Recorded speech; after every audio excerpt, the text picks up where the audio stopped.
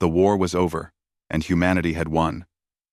3 years of brutal fighting across a dozen star systems had finally ended with the Velrothi Empire signing the armistice. The insectoid aliens had been fierce opponents, their queens leading massive hive fleets that had threatened to overwhelm human space. But human ingenuity and determination had prevailed, and now the proud Velrothi were scattered across prison camps and labor colonies throughout the galaxy. Jake Morrison stood in the main hangar of New Haven Colony, watching the transport ship lower its cargo ramp. He was tired. The last few months of administrative work had been mind-numbing compared to his days as a combat engineer. But someone had to help rebuild what the war had destroyed. New Haven was an agricultural colony on the edge of human space, and Jake's job was to oversee the integration of Velrothi prisoners into the workforce.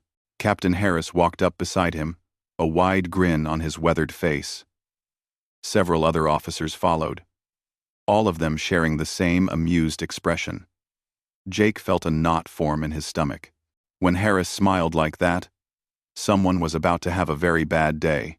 "Morrison, we've got a special assignment for you," Harris said, clapping him on the shoulder a bit too hard. "Real special." "Sir?" Jake asked, keeping his voice neutral. "Command sent us a VIP prisoner. We all got together and decided you're the perfect person to handle her." The other officers chuckled, and Jake's unease grew stronger. From inside the transport, 2 guards emerged, dragging something between them.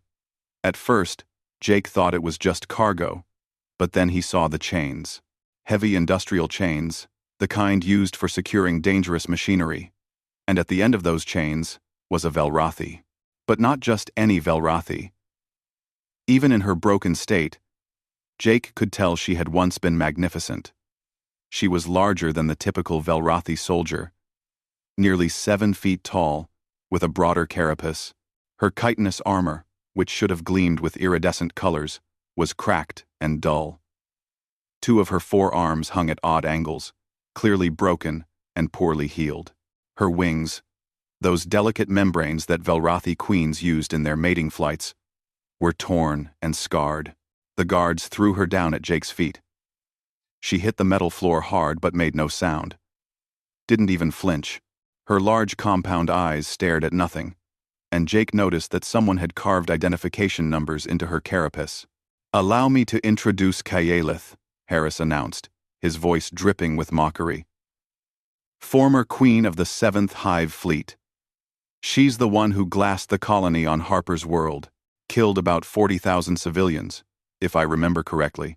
Jake felt his blood run cold. Harper's World had been one of the worst atrocities of the war. He remembered seeing the footage, the entire planet's surface turned to radioactive glass. "She's your problem now, Morrison," Harris continued. "Command says she's too dangerous for the regular labor camps, but too valuable to execute.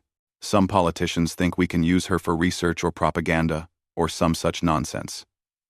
Since you're so interested in xenobiology and treating these bugs with kid gloves, we figured you'd be perfect." The other officers laughed openly now. One of them, Lieutenant Parker, stepped forward and kicked the chains. "Good luck, Morrison. Try not to let her eat you in your sleep." They walked away, their laughter echoing through the hangar. Jake stood there, looking down at the broken creature at his feet. This was a test, he realized.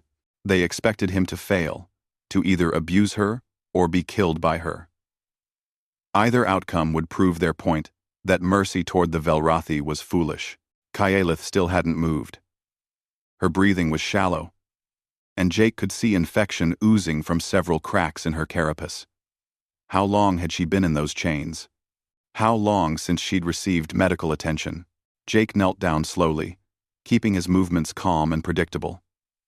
Kayelith's eyes shifted to him, and for a moment, he saw such pure hatred in that alien gaze that he nearly stepped back. But beneath the hatred, he saw something else. Pain, exhaustion, and a deep, crushing shame. "Can you walk?" Jake asked quietly. Kayelith said nothing. Her translator device, a small piece of technology embedded in her throat, was cracked and sparking. She probably couldn't respond even if she wanted to. Jake reached for the chains, and Kylith's body tensed. Her mandibles clicked together in what he recognized as a threat display, and her functioning arms moved slightly, as if preparing to strike, but she was too weak. The movement lasted only a second before she slumped back down. "I'm going to remove these," Jake said, keeping his voice steady. "They're hurting you." He pulled out his multi-tool and began working on the locks. They were old military restraints, designed to be tough, but not impossible to open with the right codes. It took him 15 minutes, and the whole time, Kylith watched him with those unreadable compound eyes. When the last chain fell away, Kylith didn't attack. She didn't run. She simply lay there, as if the chains had been the only thing holding her together. Jake could see the deep grooves they had cut into her carapace, some of them down to the softer tissue beneath. "My home isn't far," Jake said. For a long moment, Kylith didn't respond. Then, slowly, she pushed herself up on her functioning arms. It was clearly agonizing, but she managed to stand. She swayed, nearly fell, but caught herself. Jake didn't try to help her. He had read enough about Velrathi culture to know that physical assistance would be seen as an insult, especially for a queen. Instead, he simply started walking toward the hangar exit, keeping his pace slow. Behind him, he heard the scrape of chitin on metal as Kylith followed. The walk to Jake's quarters took 20 minutes. Normally, it would have taken 5. But Jake kept the pace slow, and Kylith struggled with every step. Several colonists stopped to stare, some with fear, others with anger. One man spat in their direction and shouted something about bug lovers. Jake ignored them all. His home was a simple prefab unit on the edge of the colony, 1 bedroom and a small living area with a kitchenette. It wasn't much, but it was private and quiet. Jake opened the door and stepped inside, then waited. Kylith paused at the threshold. In Velrathi culture, entering another's dwelling was significant. It implied trust, or at least a temporary truce. Jake could see her weighing her options. Finally, she stepped inside. "There's a spare room there," Jake said, pointing to a door on the left. "It's small, but it has a bed. Well, a human bed. I don't know if that works for you." Kylith moved to the door and looked inside. The room was bare, except for a simple cot and a small table. She turned her head back toward Jake, studying him with an intensity that made him uncomfortable. "I'm going to get some medical supplies," Jake said. "Those infections need treatment, and your translator needs fixing. I'll leave the supplies here, and you can use them if you want. Or not. Your choice." He moved to the kitchenette and began pulling out his first aid kit. It was designed for humans, but he had some general-purpose antiseptics and bandages that should work on Velrathi biology. He also had some spare parts for translator devices from his engineering work. When he turned around, Kylith had moved to the center of the room. She was looking at his shelves, at the books and datapads about xenobiology and alien cultures. Her eyes lingered on a particular text about Velrathi social structures. Jake placed the medical supplies on the table. "I'll make something to eat. Do you? Can you eat human food? I have some protein supplements that might work." No response. Kylith simply stood there, swaying slightly. "Right," Jake said. "I'll just leave it here. You can decide." He moved to the kitchenette and started preparing a simple meal. Behind him, he heard Kylith move into the spare room. The door closed with a soft click. Jake let out a breath he didn't know he'd been holding. What had he just gotten himself into? Over the next few days, the pattern repeated itself. Jake would leave food and medical supplies outside Kylith's door. Sometimes they were used, sometimes they weren't. She never came out when he was home, and she never spoke. The one time he knocked on her door to check if she was alive, she had hissed at him with such venom that he quickly backed away. The other officers at the colony found his situation hilarious. Every day at work, someone would make a joke about how Morrison was playing house with a bug. or ask if she'd tried to kill him yet. Harris started a betting pool on how long it would take for Kaelith to snap and tear Jake apart. Jake endured it all silently. He had been through worse during the war. Words couldn't hurt him, but the hostility wasn't just coming from the humans. When Jake went to inspect the Velrathi labor camps on the colony's outskirts, he noticed the prisoners watching him differently. Word had spread that he was housing a fallen queen.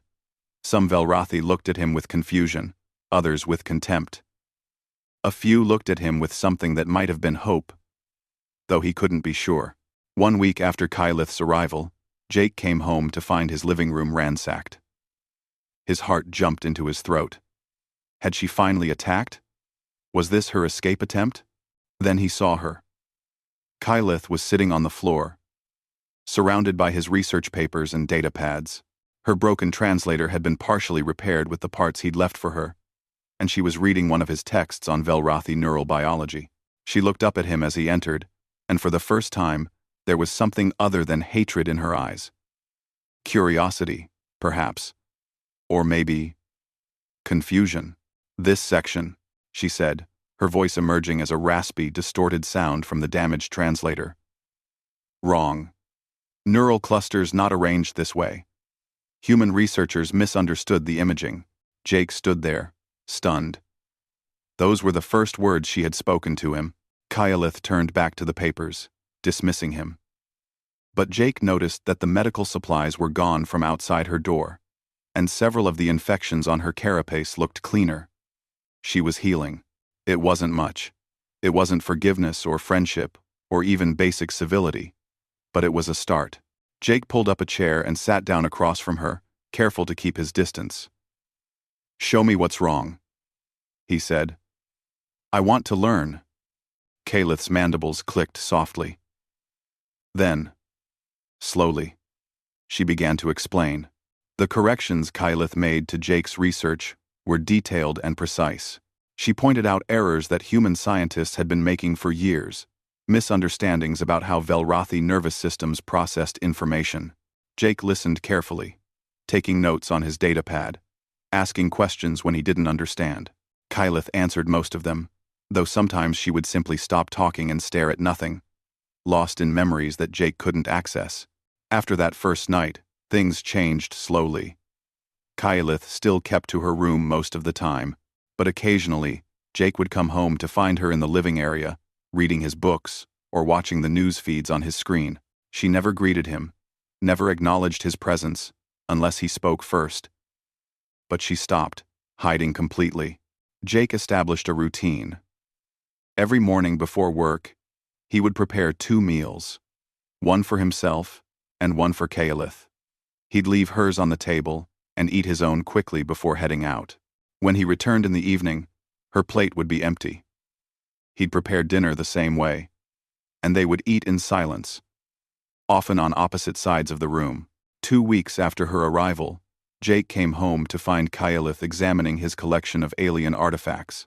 He had gathered them during the war, small things that caught his interest, tokens from different worlds he had visited. She was holding a piece of crystallized amber from a Velrathi world, turning it over in her functioning hands. "That's from Velrath Prime," Jake said carefully. "I found it in the ruins after the battle there." Kaelith's mandibles clicked sharply. "You were at the Prime?" "Yes. I was part of the engineering corps. We were tasked with securing the orbital platforms after your fleet retreated. My hive defended that platform," Kaelith said quietly. "We held for 6 days before the evacuation order came. Many of my daughters died there." Jake hadn't known what to say to that.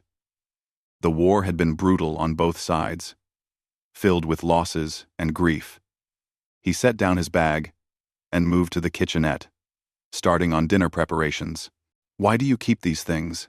Kaelith asked, still holding the amber. "Trophies of victory?" "No," Jake said. "Reminders. The war took a lot from everyone.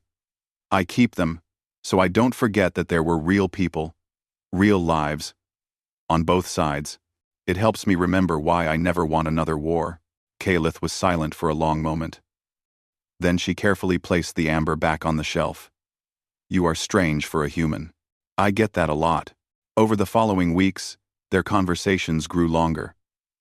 Kylith began to ask questions about human culture, about why they structured their societies so differently from the Velrathi. She seemed particularly fascinated by the concept of individual rights, the idea that each person could choose their own path rather than being born into a predetermined role. In the hive, every Velrathi knows their purpose from hatching, she explained one evening.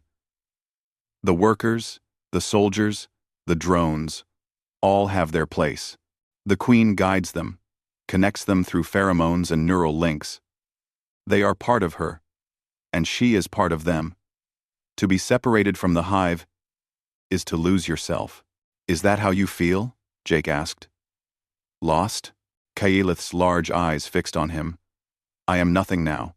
A queen without a hive is not a queen. I am just empty shell, waiting to die. The raw pain in her voice caught Jake off guard. You're not just a shell. You're still you, still Kylith. Your worth doesn't come from what you rule, it comes from who you are. Humans think this way, Kylith said, shaking her head. But Velrathi are different. We are what we do for the hive. Without that purpose, we are nothing. Then find a new purpose, Jake said. You helped me correct my research. That has value. You could do more. Kylith didn't respond, but Jake could see her thinking about it. The next day, he came home to find a datapad on the table, with pages and pages of notes. Kylith had gone through his entire collection of xenobiology texts and corrected every error she could find. The work must have taken her all day. Jake started bringing home more research materials, and Kylith began helping him with his work. He was studying methods to improve crop yields using alien plant species, and her knowledge of biochemistry was far beyond his own. Together, they developed a new irrigation system that increased production by 30%. Jake submitted the findings under both their names, though he knew it would cause problems. It did. Harris called him into his office the next day, his face red with anger. You put a Velrathi's name on an official colony report? Harris shouted. She did half the work, Jake said calmly. She deserves credit. She's a prisoner, Morrison. A war criminal. She doesn't get credit for anything except the people she murdered. She's also a scientist who's helping improve our food production. That matters. Harris leaned forward, his voice dropping to a dangerous whisper. You're making yourself a target, Morrison. People are talking. They think you've gone soft, that you're sympathizing with the enemy. Some are saying worse things than that. I don't care what they say. You should, because if you keep this up, I won't be able to protect you. Jake met his gaze steadily. I'm not asking for protection, sir. I'm asking to do my job and treat a sentient being with basic dignity. If that's a problem, then maybe the problem isn't with me. He walked out before Harris could respond. His hands were shaking, but he kept his head up. He had meant every word. The hostility increased after that. Someone spray-painted "Bug Lover" on Jake's door. His requests for equipment started getting denied or delayed. In the mess hall, people stopped sitting near him. A few colonists he had thought were friends turned their backs when he approached. But Jake also noticed something else. A few people, a small minority, started asking questions. A young technician named Danny approached him one day and asked about the irrigation project. A medical officer named Lisa wanted to know more about Velrathi biology for treating prisoners in the camps. Not everyone was against him. At home, Kylith was changing too. Her wounds had healed, and while her broken arms would never fully recover, she had regained much of her mobility. She started maintaining the living space, keeping things organized in a way that Jake appreciated. She even attempted to cook a human meal once, though the results were nearly inedible. Jake ate it anyway, and he could have sworn he saw her mandibles twitch in what might have been amusement. One evening, Jake found her reading something different. Not a science text, but a book of human poetry. She looked up when he entered, almost embarrassed. I found this on your shelf, she said. The words are strange, but beautiful. Humans express emotion differently than Velrothi. We use pheromones and neural harmonics. You use these symbols, these sounds. It's inefficient but somehow more personal. Jake smiled. We have our own kind of beauty. So do the Velrothi. During the war, I once intercepted a Velrothi transmission. It was some kind of song, I think. A battle hymn, or maybe a prayer. I didn't understand the words, but the sound of it stayed with me. It was haunting. Kaelith's posture shifted. We have songs. The queen sings to her hive, and the hive sings back. It is how we share joy, sorrow, purpose. I haven't sung since. She trailed off, her voice catching. Since you lost them? Jake finished quietly. Yes. They sat in silence for a while. Then, Kaelith began to hum, a low vibration that resonated in ways human vocal cords couldn't match. It was beautiful, and alien, and deeply sad. Jake listened until she finished, and when she looked at him, he saw something he had never seen before in those compound eyes. Trust. The next day brought new challenges. Jake was called to inspect a disturbance at one of the labor camps. When he arrived, he found a group of Velrothi prisoners, refusing to work. The human guards were threatening them with shock batons, but the Velrothi weren't backing down. What's going on? Jake asked the senior guard. These bugs are refusing orders. The guard spat. We told them to clear debris from the collapsed storage unit. And they just stopped working. Started making those clicking sounds at each other. Jake approached the Velrothi carefully. There were about 20 of them. All workers, judging by their smaller size and specialized limbs. They were agitated, their mandibles clicking rapidly in what Jake recognized as distress signals. Does anyone here speak standard? Jake asked. One of the Velrothi stepped forward, an older worker with a scarred carapace. His translator crackled when he spoke.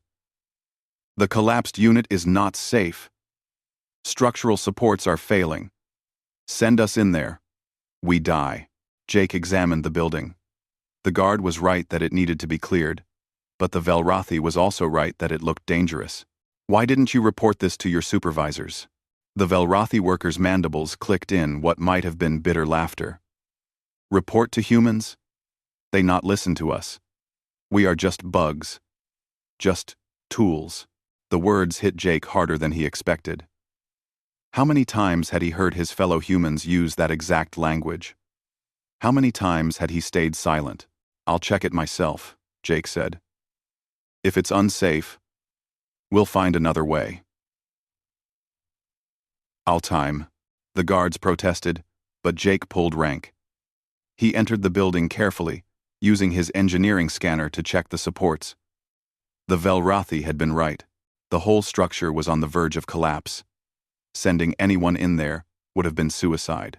He came back out and ordered the building sealed until it could be properly stabilized. The guards were angry, but they couldn't argue with his assessment. The Velrothi workers watched him with what seemed like surprise. As Jake left, the older worker approached him. You are Morrison, the one who houses the fallen queen. Yes. The worker's antennae twitched. You are different from other humans. Queen Kaelith chose well. She didn't choose me. She was assigned to me. No, the worker said firmly. She could have killed you first night. Could have escaped. But she stays. She chooses. That means something. Jake thought about that all the way home. When he arrived, he found Kaelith working on a new project. Something she had started on her own. She had been analyzing the colony's entire agricultural system and had developed a comprehensive plan to improve efficiency across all operations. This is incredible, Jake said, reading through her notes. This could change everything. We need to present this to the colony council. Kaelith's posture stiffened. They will not listen. I am the enemy. They'll listen to the data. Good ideas. Don't care where they come from. You are naive, Jake Morrison. But it is a good naivety. Very human. For the first time since they met, Jake heard her use his name. Not just human, or Morrison, but Jake. It felt like a victory. Small, but significant. "Will you help me present it?" Jake asked. Kalith was quiet for a long moment. Then she clicked her mandibles softly. A gesture Jake had learned meant acceptance. "Yes, I will help." The Colony Council meeting was scheduled for the following week, and Jake spent every evening preparing with Kalith. She was nervous, though she tried to hide it. For a being who had once commanded fleets and ruled thousands, the idea of presenting her ideas to a small group of human administrators seemed to terrify her. "They will see me, and remember only the war," she said one night, reviewing their presentation for the 100th time. "They will see the monster who destroyed Harper's World." Jake set down his datapad. "Did you give the order to glass Harper's World?" Kalith's compound eyes reflected the light strangely. "No. That was my sister queen, Velsha. But I was part of the same hive fleet. I did nothing to stop it. In your human law, that makes me complicit. But you didn't order it. You didn't want it. Want is irrelevant in hive structure," the Empress commanded. "And we obeyed. That is how our species survives. Individual want is weakness." "Is that what you still believe?" Jake asked. Kyalith was silent for a long moment. "I don't know what I believe anymore. The hive is gone. The Empress abandoned me. Everything I was taught about purpose and duty has become meaningless. And yet I am still here. Still thinking. Still wanting things. It should not be possible." "Maybe that's not weakness," Jake said gently.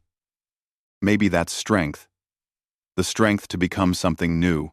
Before Kyalith could respond, Jake's communicator buzzed. It was Danny, the young technician who had been friendly to him. His voice was urgent. "Jake, you need to get to the medical center. Now. There's been an outbreak." Jake and Kyalith rushed to the medical facility to find chaos. Dozens of colonists were lying in beds, their skin covered in angry red rashes and burning with fever. The medical staff was overwhelmed, running between patients with desperate efficiency. Lisa, the medical officer, spotted Jake and hurried over. Her face was pale with exhaustion. "It's some kind of infection. Started 3 days ago, with the workers in the southern fields. Now it's spreading. We've tried every antiviral and antibiotic we have. Nothing works. Nothing." "How many infected?" Jake asked. 47 humans so far." "But that's not all." Lisa gestured to a separate ward. "We have 32 Velrathi prisoners, showing the same symptoms. Whatever this is, it crosses species." Kyalith moved past them without asking permission, heading straight for the Velrathi ward. Jake followed, with Lisa close behind. The Velrathi prisoners were in bad shape, their carapaces showing strange discoloration and cracks that oozed a greenish fluid. Kyalith knelt beside one of the sick Velrathi, examining them closely. She spoke in the Velrathi language, a series of clicks and harmonic sounds that her translator didn't bother to convert. The sick Velrathi responded weakly. "This is Zathi fever," Keyleth announced, standing up. "It is a disease from my homeworld. Very dangerous. Very contagious. It jumps between species that live in close proximity. How do we cure it?" Lisa asked. "The traditional remedy requires a specific fungus that grows only in Velrathi caves. You do not have it here." "Then we're dead," Lisa said flatly. "Without a cure, we can't stop the spread." Kyalith's antennae twitched rapidly, a sign Jake had learned meant she was thinking intensely. "There may be another way. The fungus produces a chemical compound that disrupts the fever's reproductive cycle. If we can synthesize that compound, using local materials, can you do it?" Jake asked. "I will need equipment, and I will need tissue samples from both infected humans and Velrathi. And I will need time." Lisa didn't hesitate. "You'll have whatever you need. Jake, set her up in Lab 3. I'll get the samples." For the next 72 hours, Jake barely slept. He assisted Kalith in the laboratory, following her instructions as she worked with an intensity he had never seen before. She tested compound after compound, using her knowledge of Velrathi biochemistry to adapt the cure for human physiology. Other scientists came to help, initially reluctant but quickly won over by Kaelith's expertise. She directed them like she had once directed her hive, with absolute confidence and clarity. Some of them started to see her differently, not as a monster, but as a scientist trying to save lives. On the third day, Kaelith finally created a working compound. They tested it on the sickest patients first, both human and Velrathi. Within hours, the fevers began to break. Within a day, the rashes started to fade. By the end of the week, every infected person was recovering. The colony erupted in relief. Lisa made sure everyone knew that Kaelith had developed the cure. Some people were grateful. Others were angry that they owed their lives to a Velrathi. The colony became even more divided than before. Jake pushed forward with his plan to present Kaelith's agricultural improvements to the council. After saving so many lives, he hoped the council would be more receptive. He was wrong. The council chamber was packed when Jake and Kaelith arrived. Word had spread about the presentation, and it seemed like half the colony wanted to witness it. Jake could feel the tension in the air, thick and hostile. Council Chair Gregory opened the meeting with a stern expression. "Morrison, you've requested time to present a proposal regarding our agricultural systems. The council has agreed to hear you out, though I'll be honest, there's significant opposition to allowing a Velrathi to address this body. Kaelith is a scientist and a contributor to this colony," Jake said firmly. "She saved lives during the outbreak. She deserves to be heard." Murmurs rippled through the crowd. Some supportive, many angry. Jake began the presentation, walking through Kaelith's analysis of the colony's agricultural inefficiencies. The data was solid. The solutions, practical. Several council members leaned forward with interest, asking technical questions that Kaelith answered with calm expertise. Then Councillor Brooks stood up, his face red with anger. "This is outrageous. We're taking advice from the enemy? From a creature responsible for genocide? I have committed no genocide," Kaelith said, her translator giving her words an eerie calm. "I have fought in war, as your soldiers have fought. I have killed, as all soldiers kill. But I have never targeted civilians deliberately." "Harper's World was your fleet," Brooks shouted. 40,000 dead. Children, families, all turned to ash. And you claim innocence? I claim responsibility for my own actions, not for the actions of my sister queen. In your human justice system, is this not how law works? Individual responsibility? The crowd erupted into chaos. Some people shouted agreement with Brooks, calling Kaelith a murderer and worse. Others defended her, pointing out the lives she had saved. The council tried to restore order but failed. Then someone threw something, a piece of debris, maybe part of a broken chair.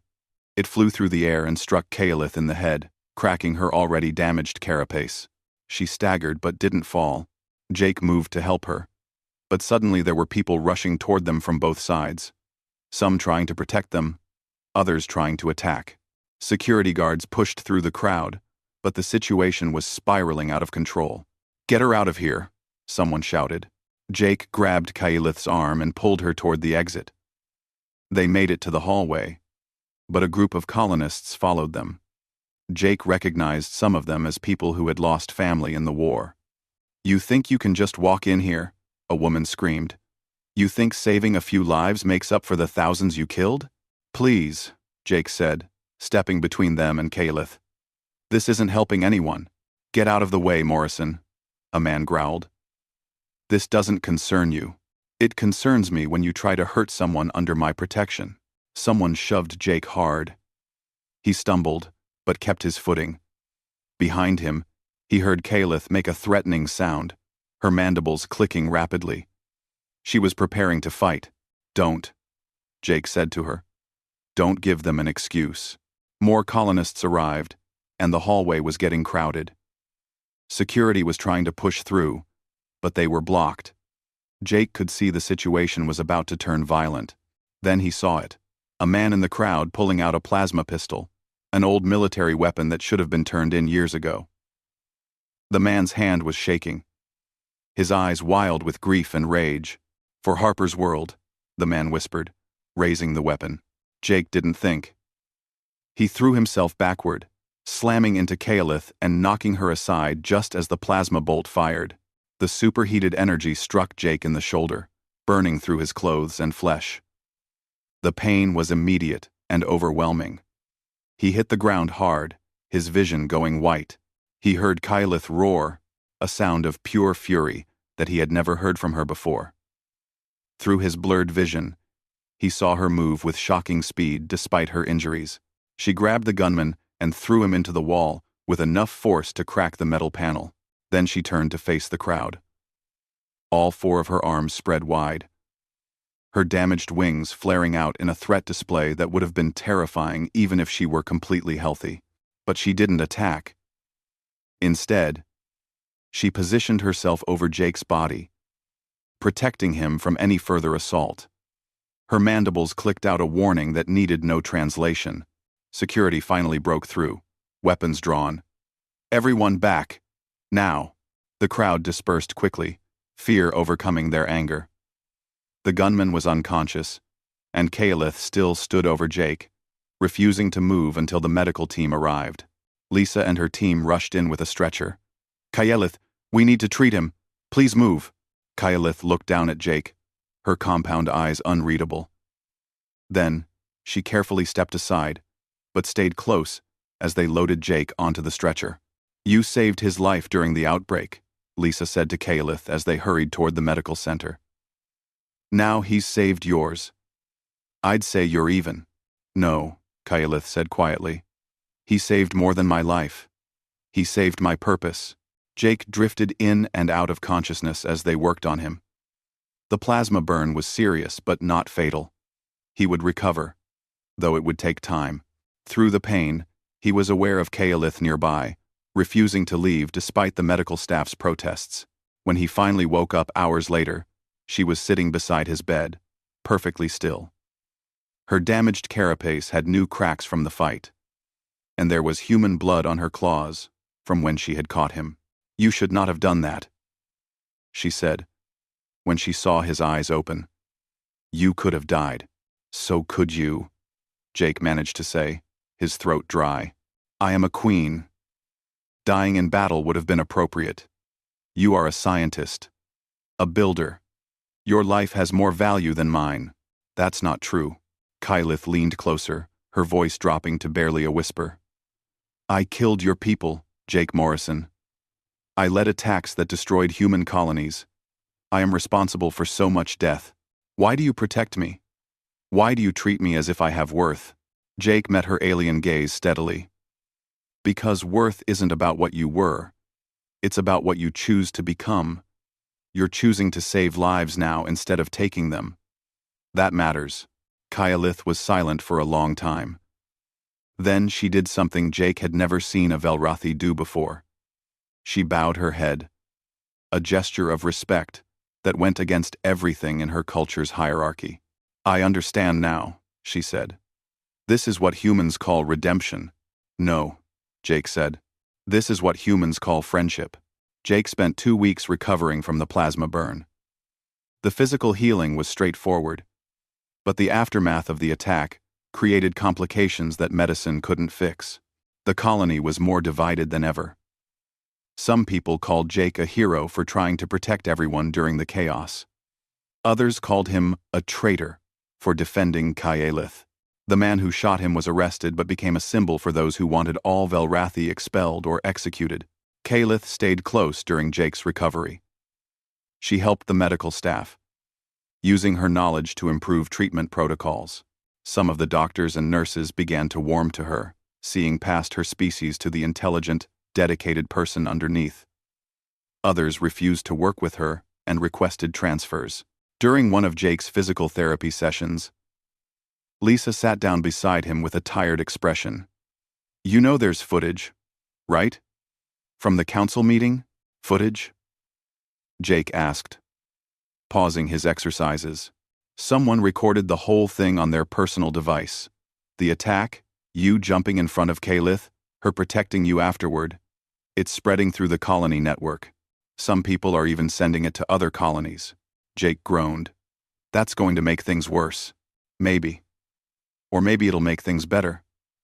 People are seeing a different side of this situation, seeing a human and Velrathi protecting each other. It's making some folks reconsider their positions. She was right. But not in the way Jake expected. Over the following days, the footage spread beyond New Haven, reaching other colonies, and eventually the core worlds of human space. The image of Kaelith standing protectively over Jake's wounded body became iconic. Reproduced in news articles and opinion pieces across the galaxy, public opinion was sharply divided. Some saw it as proof that reconciliation with the Velrathi was possible. Others saw it as evidence that the Velrathi were manipulating sympathetic humans. Political groups on both sides used the footage to support their agendas. But something unexpected happened among the Velrathi prisoners. Word of Kalith's actions spread through the labor camps, carried by the complex system of pheromone messages and clicking communications that humans still didn't fully understand. Velrathi began asking to see her, to speak with her, to learn from her. One afternoon, a delegation of Velrathi workers arrived at Jake's door. The same older worker who had spoken to Jake at the collapsed building led them. His name was Tixal, and he carried himself with a dignity that his prisoner status couldn't diminish. Queen Kaelith, Tixal said formally, bowing his head in the traditional Velrathi gesture of respect. We request your wisdom. Kaelith stood in the doorway, clearly uncomfortable with the title and the deference. I am no longer a queen. I have no hive to lead. But you could, another Velrathi said, a younger worker with bright, undamaged carapace. There are hundreds of us here, scattered and purposeless. We need guidance. We need a queen who understands both the old ways and the new. What you're asking is impossible, Kaelith said. The Empress would never recognize a hive formed in human space. It would be considered rebellion. The Empress abandoned us, Tixal said bluntly. When the war ended, she recalled the royal hives and left the workers and soldiers to human mercy. We are already rebels by her measure. We have nothing to lose. Jake watched from inside the house as Kaelith struggled with this. He could see her antennae twitching rapidly, her mandibles clicking in patterns that suggested deep distress. Finally, she shook her head. I cannot be what I was. The old way of queens is finished. But perhaps, she paused, thinking, perhaps I can be something new. She paused. Also 40. Not a queen who controls through pheromones and neural bonds, but a teacher. A guide. Someone who helps you find your own paths. The Velrathi workers exchanged glances, communicating in ways Jake couldn't perceive. Then, Tixal clicked his mandibles in agreement. Then we would learn from you, teacher queen. Show us how to live in this new world. Over the following weeks, Kaelith began meeting regularly with groups of Velrathi prisoners. She taught them about human culture, helped them understand their rights under colonial law, and most importantly, encouraged them to think as individuals. It went against everything in traditional Velrathi culture, and many of the older workers struggled with the concepts. But the younger ones, especially those who had been separated from their hives at a young age, embraced it eagerly. Jake helped however he could, providing space for the meetings and running interference with colonial authorities who were suspicious of any Velrathi gathering. He also started teaching basic human language and customs to interested Velrathi, creating informal exchange sessions where humans and Velrathi could learn from each other. Danny, the young technician, became one of the regular human participants. It's weird, he told Jake one day. I spent 3 years fighting these guys. Lost friends to them, but talking to them like this, hearing their stories, they're just people. Scared. Lost people trying to figure out how to survive. That's what I've been trying to tell everyone, Jake said. But not everyone was supportive. Captain Harris called Jake into his office again. His expression, grave. Morrison, I've received complaints about unauthorized gatherings of Velrathi prisoners. Multiple reports say you and that queen are organizing them. They're educational sessions, Jake said. Completely peaceful. We're helping them integrate into colonial society. Or you're helping them organize resistance. Do you have any idea how this looks? A former enemy commander gathering her forces right under our noses? Kalith isn't organizing forces. She's teaching language classes and cultural exchange. Harris leaned back in his chair, studying Jake carefully. You really believe in this, don't you? You think you can bridge the gap between our species through friendship and education? I think we have to try. The war is over. We can either spend the next century hating each other, or we can build something better. Idealistic nonsense, Harris muttered, but there was less hostility in his voice than before. But I'll admit, the footage from the attack has created some interesting political pressure. There are people in high places asking questions about our treatment of Velrathi prisoners. Some are even suggesting expanded rights and integration programs. That's good, isn't it? Maybe. Or maybe it's dangerous. Change this big, this fast. It makes people nervous. Nervous people do stupid things. Harris stood up and walked to the window, looking out over the colony. I'm going to give you some advice, Morrison. Watch your back. The people who support you are getting louder. But so are the people who hate what you're doing. And hatred is a powerful motivator. Jake took the warning seriously. He started varying his routes home, paying more attention to his surroundings. He also made sure Kylith did the same, but despite the precautions, he couldn't shake the feeling that something was building. Some confrontation that neither of them could avoid. The breaking point came from an unexpected direction. A group of hardline Velrathi prisoners, led by a former soldier named Krozix, began speaking out against Kylith's teachings. They believed that cooperation with humans was betrayal, that maintaining traditional Velrathi culture was more important than survival. Krozix confronted Kylith during one of her teaching sessions, his carapace painted with traditional war markings. You disgrace our people, he hissed, in the Velrathi language. Teaching our young to abandon the hive structure, to think like humans. You are no queen. You are a corrupted thing, poisoned by human softness. Kylith stood calmly in the face of his anger. The old ways died with the war, Krozix. The Empress herself proved that, when she abandoned us, we must adapt or perish. Better to perish with honor than survive as slaves to human thought. Is it slavery to choose your own path? Is it dishonor to learn new ways while remembering the old? Kylith's voice remained calm, but Jake could hear the steel underneath. I do not ask anyone to forget where they came from. I ask only that they consider where they might go. The confrontation ended without violence. But the division among the Velrathi prisoners deepened. Some followed Kylith's path, embracing change and integration. Others rallied around Krozix, clinging to traditional values and viewing the humans with unending hostility.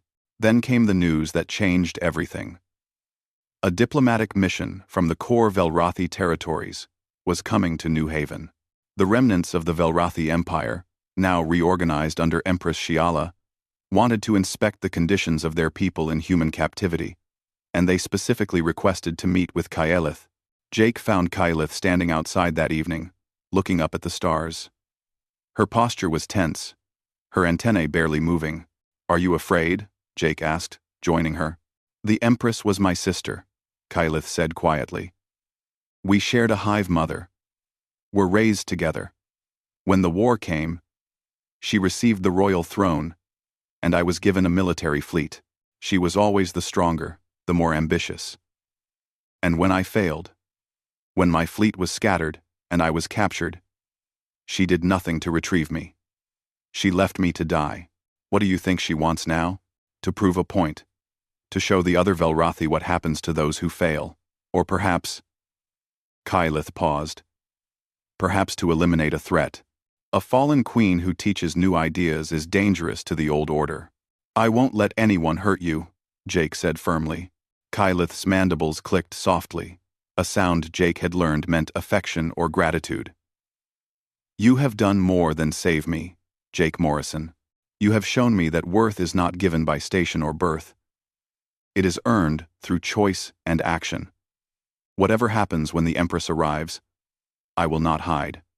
I will stand and speak my truth. Then I'll stand with you. Over the next week, the colony prepared for the diplomatic visit.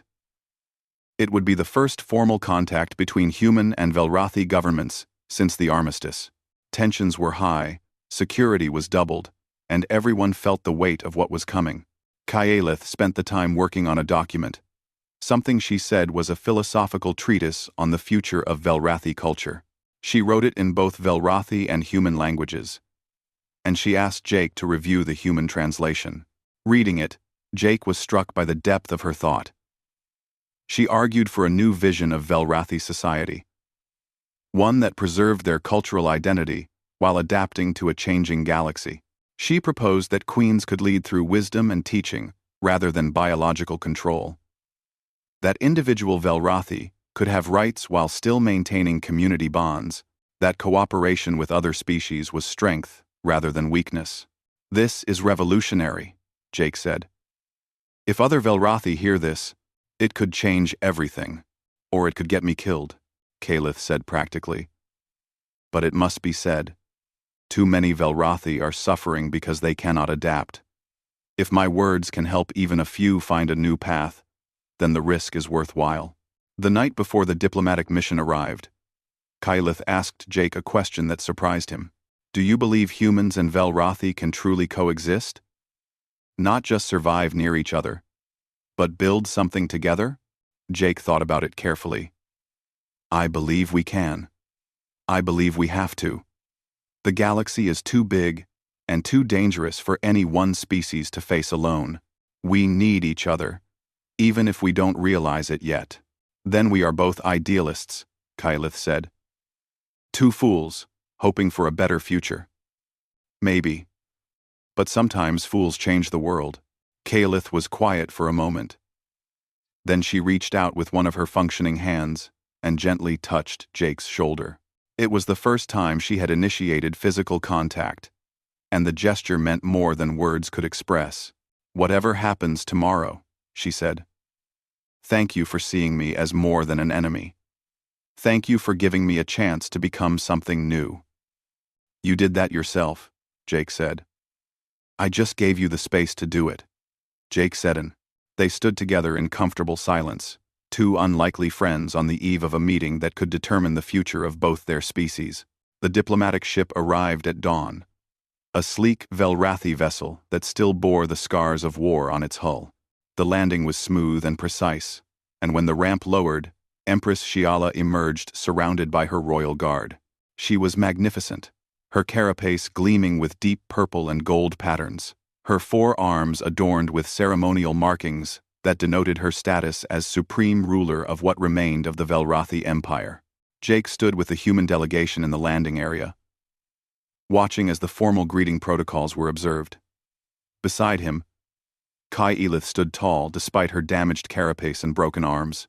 She had refused to hide her injuries, saying they were part of her story now. The human colonial governor, a stern woman named Helen Carter, stepped forward to greet the Empress. The translation devices crackled to life as diplomatic pleasantries were exchanged. Security on both sides remained tense, but professional. Then Shiala's compound eyes found Kylith in the crowd. The Empress's antennae went completely still, a Velrathi expression of shock or anger. Sister, Shiala said, her voice carrying across the landing area. You look diminished. Kylith bowed her head respectfully, but didn't lower her eyes. Empress, I am honored by your presence. Are you? I would have thought shame would be your primary emotion. A queen reduced to living among humans like a common worker. The insult hung in the air. Jake felt his fists clench, but he forced himself to remain calm. This was Kylith's moment. She needed to handle it her way. I am not ashamed, Kalith said clearly. I have found purpose here. I have saved lives, both human and Velrathi. I have learned and taught. I have become more than I was. Shiala's mandibles clicked in dismissive laughter. More? You have become a pet, a curiosity for humans to parade around. You disgrace the royal line. The royal line disgraced itself when it abandoned its people, Kalith replied, her voice still calm but with an edge now. Where were you, sister? When the workers and soldiers were left in human camps? Where was the royal concern then? A ripple of clicking sounds came from the Velrathi prisoners who had gathered to watch. Jake realized that Kayalith was speaking not just to the Empress, but to all the Velrathi present. She was making a public statement. Shiala's posture shifted to aggressive. You dare question the Empress? You, who failed your mission and allowed yourself to be captured. I question policies that value power over the welfare of our people. I question a culture that treats its members as disposable tools. And yes, I question an Empress who would leave thousands to suffer rather than acknowledge their existence. The tension was electric. The human security forces raised their alert level, and the Velrathi guards moved closer to their Empress. Governor Carter looked like she wanted to intervene but held back, sensing this was something that needed to play out. Shiala took a step toward Kayelith. You have been corrupted by human thinking. You speak of individual welfare as if it matters more than the hive. You have forgotten what it means to be Velrathi. No, Kalith said, standing her ground. I have remembered what the old philosophers taught before the war consumed everything. That a hive is only as strong as its weakest member. That a queen serves her people, not the other way around. That wisdom and compassion are not weakness, but the foundation of true leadership. She reached into a pouch at her side and pulled out a data device. I have written a treatise on the future of our people. It outlines a new path forward, one that honors our culture, while adapting to the reality we now face. I would ask that you read it, Empress, and consider whether the old ways still serve us. Shiala looked at the device as if it were poisonous. I do not need lessons from a failed queen living in disgrace. Then perhaps the Velrathi people do. Let them decide for themselves whether my words have merit. The challenge was unmistakable. Kaelith was essentially asking the Empress to allow public discourse on matters of culture and governance, something the traditional Velrathi hierarchy would never permit. It was revolutionary and dangerous. Before Shiala could respond, Tixal stepped forward from the crowd of Velrathi prisoners. He bowed deeply to the Empress, then turned to Kaelith. Teacher Queen, he said, using the title the prisoners had given her. We would hear your words. Many of us have lost our way in this new world. We need guidance that understands both where we came from and where we must go. Other Velrathi began to step forward, adding their voices to Tixal's. Young and old, workers and former soldiers. They gathered around Kaelith in a show of support that shocked everyone present. Shiala's guards moved to intervene, but the Empress raised a hand to stop them. Her eyes moved across the gathered Velrathi, assessing the situation. Finally, she looked back at Kaelith. You have built yourself a following among the defeated and displaced. How very human of you. They are not defeated, Kaelith said. They are adapting, surviving, choosing to build rather than simply endure. That is not weakness, sister. That is the strength our species needs to survive in a galaxy we no longer dominate. Before Shiala could reply, alarms suddenly blared across the colony.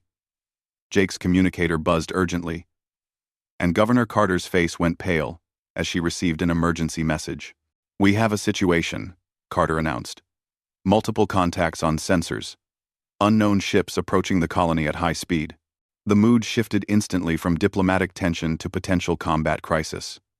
Both human and Velrathi forces went to high alert. On the view screen scattered around the landing area, images appeared of 6 ships entering the system. They were Velrathi designs, but their markings were wrong. Their formations aggressive. Pirates, Shiala said with disgust. Scavengers who prey on weak colonies during these uncertain times. They must have heard of the diplomatic mission and hoped to catch us unprepared. Can your ship handle them? Carter asked. Alone? No. They outnumber us 3-1. Jake's mind raced. The colony had minimal defenses, designed to handle small threats, but nothing like a coordinated pirate attack. If those ships reached the surface, hundreds could die. Kalith stepped forward. I know their tactics. Pirate clans often use former military commanders who were dishonored during the war. I can predict their approach patterns, and I can help coordinate the defense, Jake added. I was a combat engineer.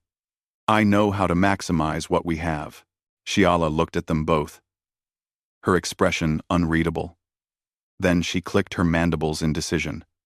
Very well. Kylith, you will work with my tactical officer. Human Morrison, you will coordinate with your people. We will defend this colony together. The next hours were a blur of activity.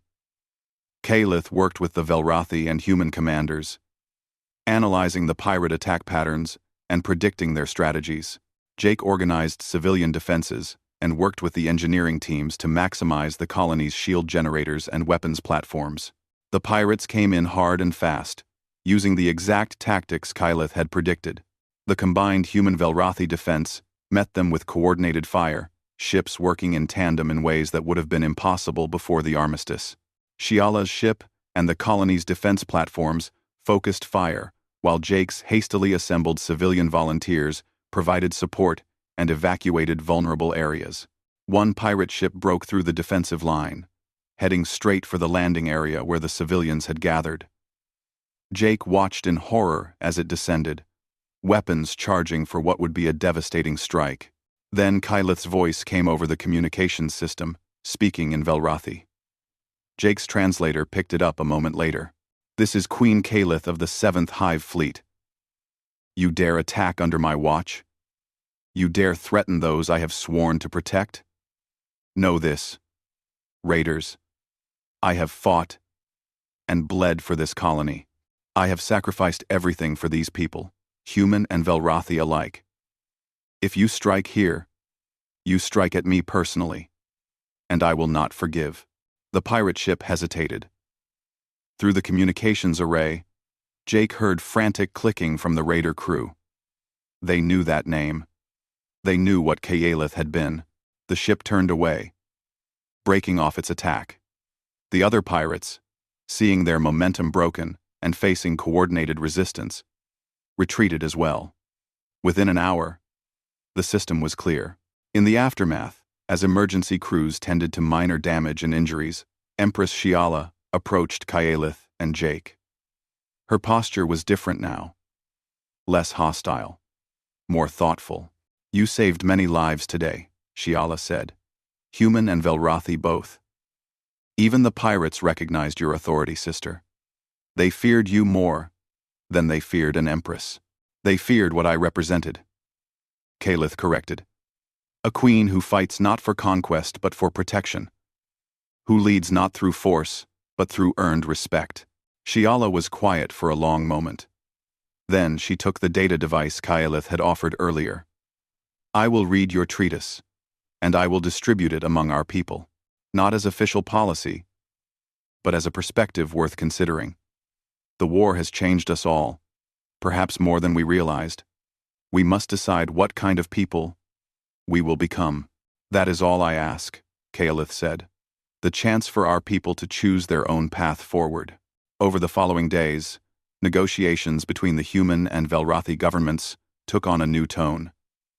The shared defense had created a foundation of practical cooperation that diplomacy alone could not have achieved.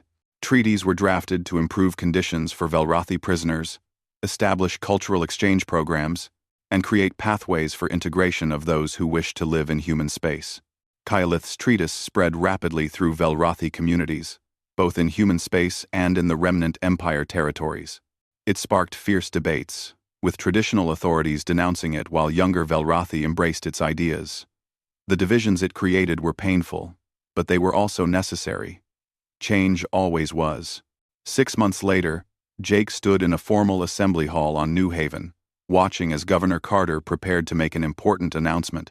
The hall was packed with humans and Velrathi, sitting together in a way that would have been unthinkable a year earlier. Today we recognize extraordinary service to this colony and to the cause of peace, Carter announced. Lieutenant Commander Jake Morrison has shown exceptional courage, compassion, and vision in his work to bridge the divide between our species. For his service, he is awarded the Colonial Star of Honor. Jake stepped forward to accept the medal, feeling awkward in his dress uniform. The crowd applauded, but he noticed it was mixed. Some people clapped enthusiastically, others barely at all. The colony was still divided, but less than before. Additionally, Carter continued, we grant full colonial citizenship to Kalith, former queen of the 7th Hive Fleet, in recognition of her invaluable contributions to medicine, agriculture, education, and defense. She is the first Velrathi to receive this honor, and I hope not the last. The applause was louder now, though still mixed. Kaelith stepped forward, her damaged carapace gleaming under the lights. Someone had helped her paint traditional Velrathi honor markings on her arms, modified to include symbols representing her new path. I do not accept this honor alone, Kaelith said, her voice carrying clearly through the translator. I accept it on behalf of all Velrathi who seek a new future, and all humans who have shown us that enemies can become friends. A year ago, I was given to Jake Morrison as a cruel joke, a way to mock his compassion, but he saw not a monster, but a person, and in seeing me that way, he allowed me to see myself differently. She turned to look at Jake.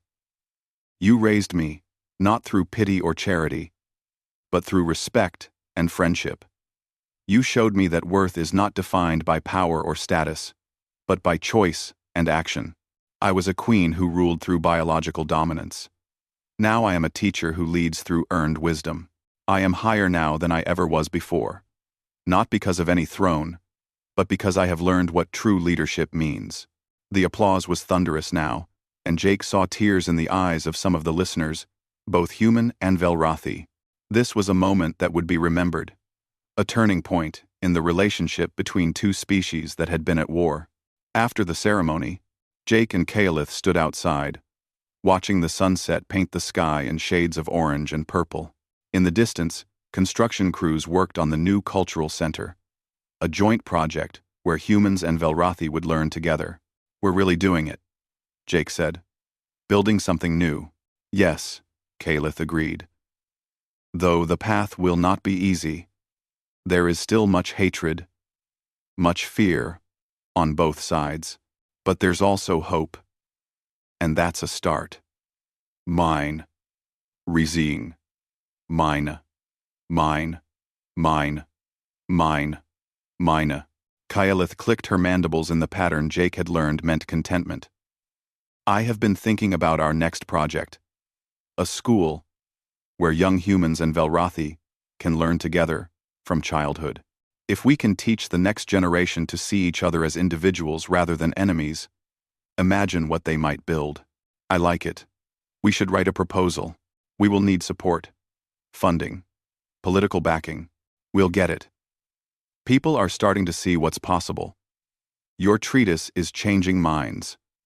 The joint defense showed what cooperation can achieve. We'll make them understand. End quote.